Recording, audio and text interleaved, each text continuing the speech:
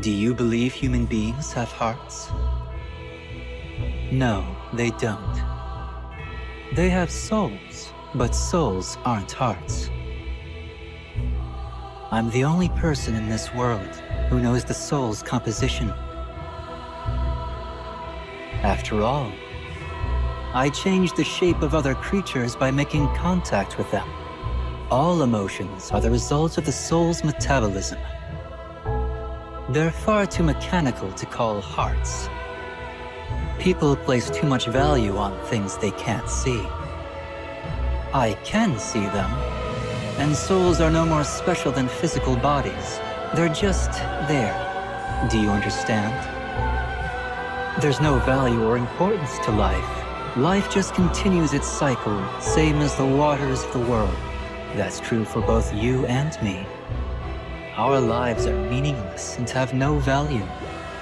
And that's why we can do anything we want. We're free to live our lives however we please.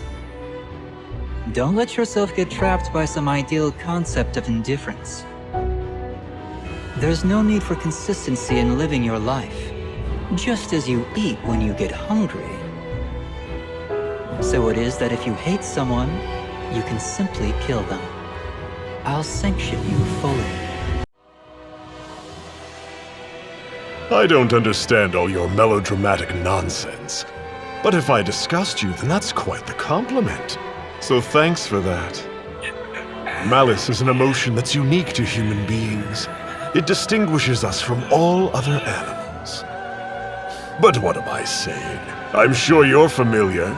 Rage, hatred, revenge, destruction. Malice has power.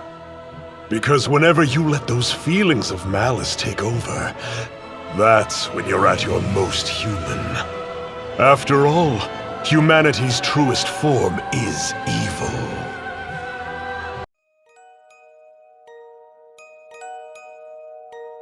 Are you fighting me for all of humanity? If so, then you should know that my actions are entirely for their benefit. For example, in human society, lands are split by borders marking their territory. On the right side of the border, children may starve to death, while on the left, idle dregs who do nothing have everything they need. It's absolute madness. I shall crush that madness and create a fair world where the concept of inequality will be completely forgotten for all time. I don't deny that I'll start by using power and terror to accomplish my objective, but only when absolutely necessary and only to bring about order.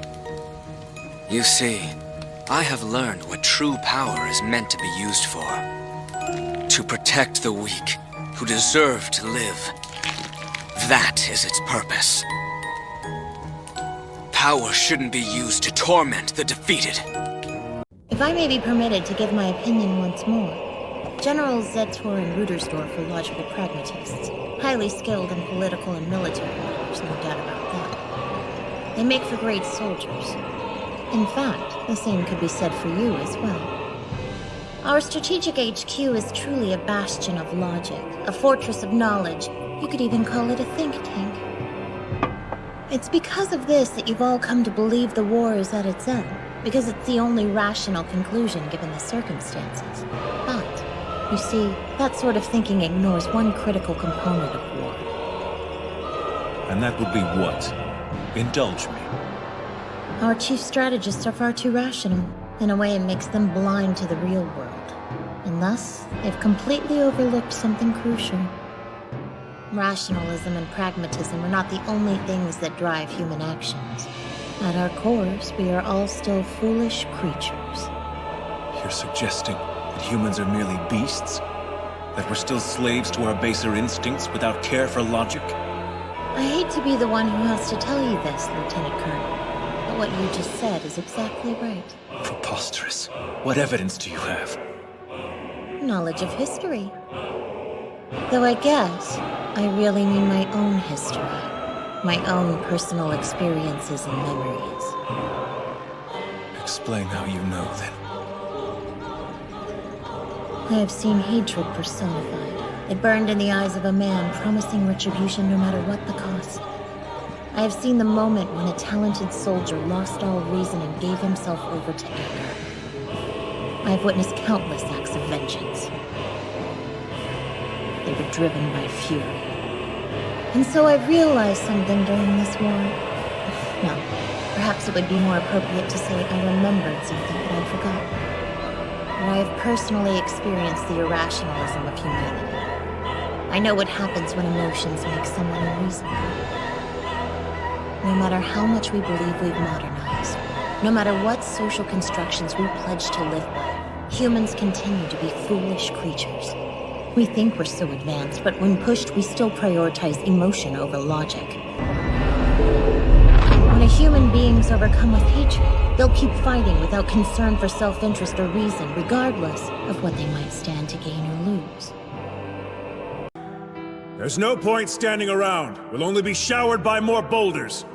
Ready your horses on the double! Be honest.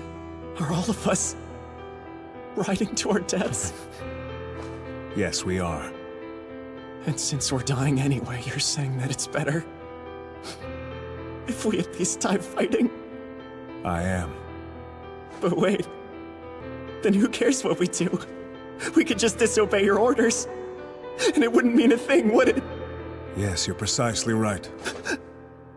Everything that you thought had meaning, every hope, dream, or moment of happiness, none of it matters as you lie bleeding out on the battlefield. None of it changes what a speeding rock does to a body. We all die. But does that mean our lives are meaningless? Does that mean that there was no point in our being born? Would you say that of our slain comrades? What about their lives? Were they meaningless? They were not! Their memory serves as an example to us all! The courageous fallen, the anguished fallen, their lives have meaning because we, the living, refuse to forget them! And as we ride to certain death, we trust our successors to do the same for us! Because my soldiers do not buckle or yield when faced with the cruelty of this world! My soldiers push forward! My soldiers scream out! My soldiers rage!